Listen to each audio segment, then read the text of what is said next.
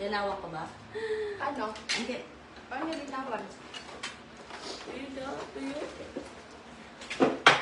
Ay, tuyo daw. Ay, yung ilaw?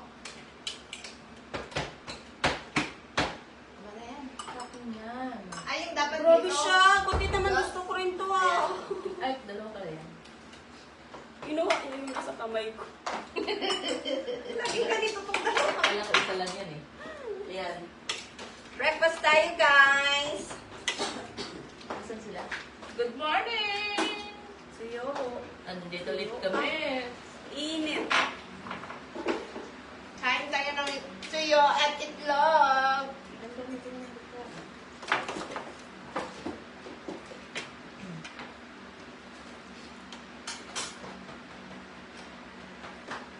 Ay!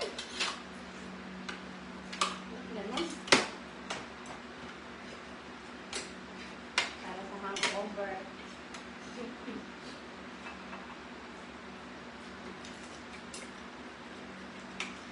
Hindi na naglagay ng asin sa gusto. Hindi kasi yun. Kahit mamuna. Maalat yung ano yan. Tuyo. Kasi hindi na mag-asin sa itlog.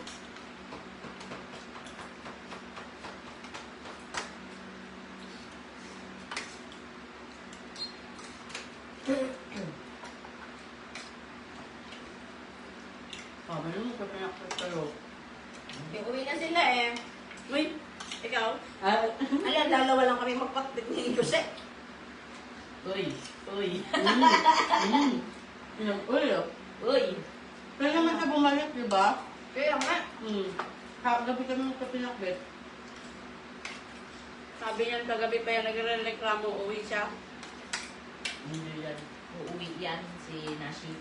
Kasi yung anak daw niya. Pagbalik ko, magpakbit tayo, magbigay ako ng Di ba? Sigurado ka? Wala na si Rose nun. Kailan ka mababalik? Ang ano nun, wala na si Rose. Kaya nga. Ayun yung ano natin. Meron na lang kami. Daw yung anak niya.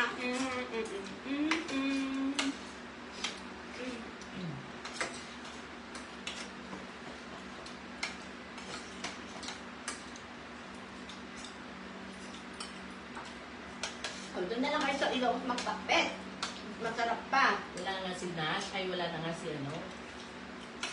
Hindi naman siya hana.